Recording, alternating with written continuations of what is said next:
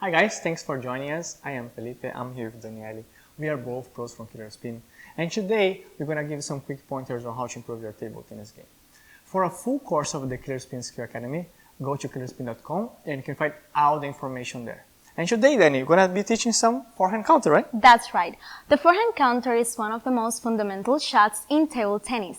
Most players, even us pros, use forehand counter during warm-up. This stroke teaches rhythm, timing, and coordination. Now we will move to a 360 viewer where Viva Gali, one of our pros from Killerspin, is going to perform forehand counter. Let's do it. Okay guys, notice how Viva slightly has her left leg forward and how she shifts her body weight from her right leg to her left leg. She is constantly active on her feet, and once she finishes her stroke, she directly comes back to the ready position. That's right. Notice how far is Viva from the table. She's about like a foot and a half from the table, so she has enough room to perform the forehand counter. As Danny said, notice that her balance is really important. So her heels, you can see like it's a little bit up, so her weight is in the front of her feet. She bends her knees and her upper body is leaning forward. Notice this stroke now. How much like it's a short stroke, but she's using her whole body. She's shifting the weight, as Daniele said, and also her shoulders and her arm are following through with this stroke.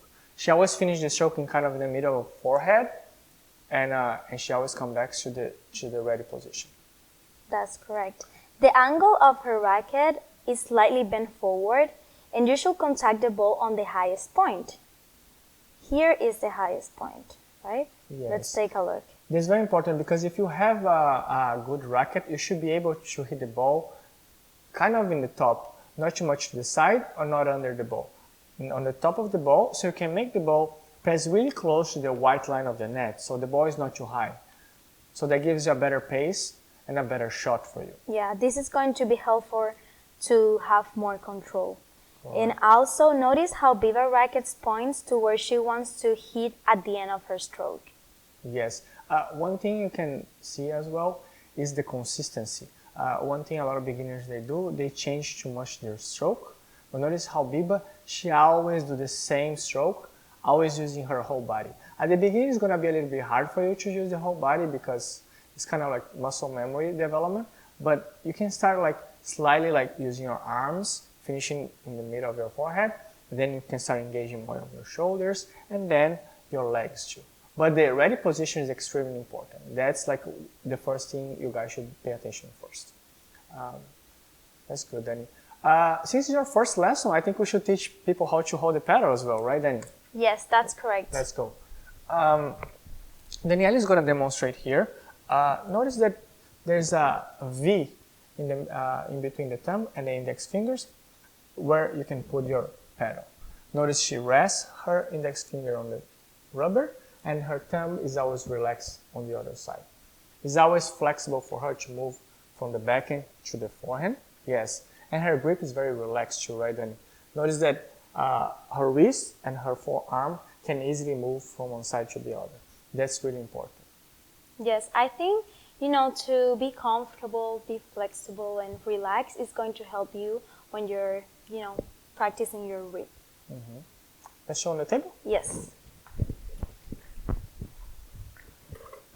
Guys, as we address on the 3D viewer, the first thing you should be paying attention here is my ready position. I should be like kind of trying to match my belly button in the middle of the table. My right leg, since I'm right-handed, is going to be slightly back. And I'm going to get in the position, which is bending my knees and my upper body leaning forward. I'm going to start very slow because that's how I want you guys to start practicing, especially if you're a beginner, trying to control the ball for Daniele. And she's going to try to control the ball for me. Notice I'm trying to take the ball at the highest point, and I'm always trying to aim to Daniele's paddle. So my stroke finish towards the Daniele's paddle. The angle of my paddle is extremely important. Notice that I'm taking the ball on the top of it. So here we have a good pace of the ball, but it's going to be a little bit hard for you like at the beginning. So here, try to do 20 balls, but very slow. Really focusing on consistency and placement. And if, for example, if your partner doesn't have much control and he start moving you too much, be always ready on your feet so you can, move. Because sometimes the ball is going to come to your middle, sometimes the ball is going to come all the way to the corner, and you have to always find a good position to hit your forehand counter. That's what Danielle is going to kind of explain now. Yes. So guys, normally when you're going to warm up and you're doing your forehand counter, is from the right side of the table. But if you want to practice your technique and also your footwork, you can do different exercises. One of the exercises that I like to do is from the corner of the table to the middle. So corner, middle, corner, middle. Yes. So the ready position is the same, but I'm going to be slightly more towards my right because that's where I'm going to start. And then I'm going to shuffle my legs. And I'm going to come back to the middle and so on. So notice, I finish, middle, I shuffle my legs. I always finish my stroke and then I shuffle my legs. That's very important. Don't hit and move at the same time. Try to hit the ball and then you shuffle. This is for you to create a good muscle memory, like to move on the table. Same thing.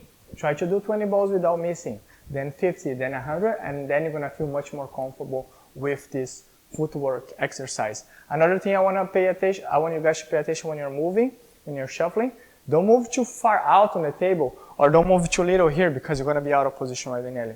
Yes, for example, if I shuffle too much, then I'm going to lose control and it's going to be harder for me to come back to the ready position. Mm-hmm. So it's really important what he said. He said you need to hit the ball and then you move.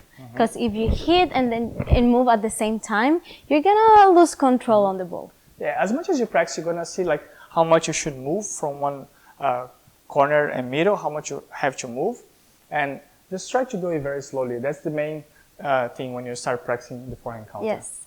So guys, now we're going to teach you how to do multi-ball. Multi-ball teaches different things, and right now when you're a beginner, it's really important to pay attention to your technique, to your rip, to your ready position, right?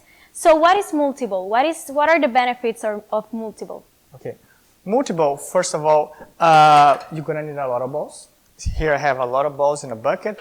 You can put it in a box, but it's very important to be kind of like in a good level of the table so you can easily grab the balls.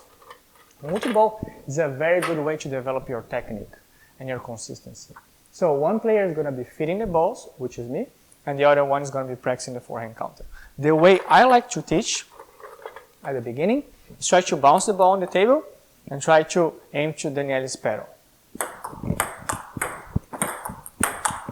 Good. I'm trying to be consistent and also consistent with the tempo. Always the same tempo and the same height, same spot so Daniele can practice. Notice, I don't bounce the ball too high. That's a very common mistake. If I bounce the ball too high, the ball is going to be too high for Daniele. That's not very realistic. You want to practice with some lower shots. So, here. Yes.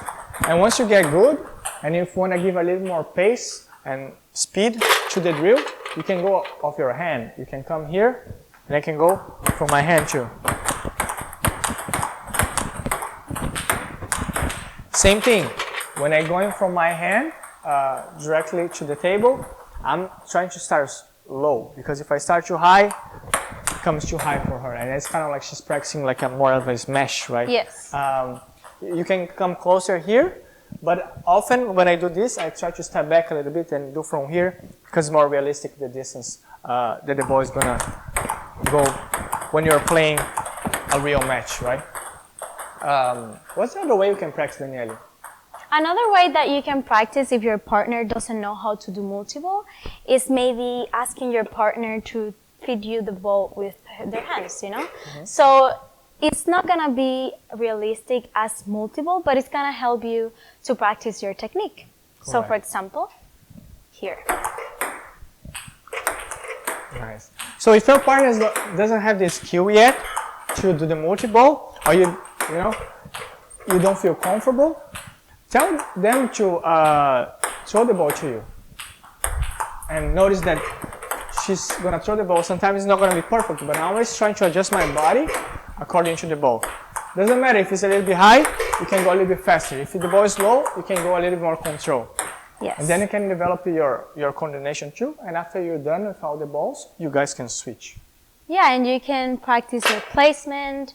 You can hit the ball to different parts of the table, so that's going to help you also with your coordination and your placement when you do it in real life or in a real game. Yeah. Is there 2 ways that you can practice, like if your partner has some skills that you can throw the ball to you, do multiple, or you can just kind of throw the ball to you and you can practice also the forehand counter. And now let's say, for example, that you don't have someone that can throw you balls or they can do multiple to you. You can also practice your technique in front of mirror. So you can see your ready position, how you move your forward, how you shift forward your weight and your body, and how you do your technique.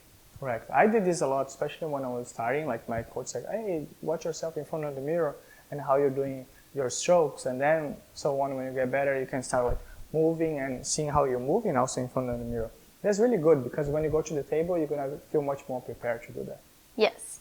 Well, guys, thank you for joining us. And next week, we're going to be talking about backhand counter and show you what are the most common mistakes that beginners do when they are doing backhand counter. Right. Guys, thank you so much. It was a pleasure for us to share our experience a little bit. And I'll see you guys next week, and let's learn some backhand counter, right? Yes, and if you want to join us on our Killerspin Skill Academy, go to killerspin.com to find all the information. Thank you. Take care, guys.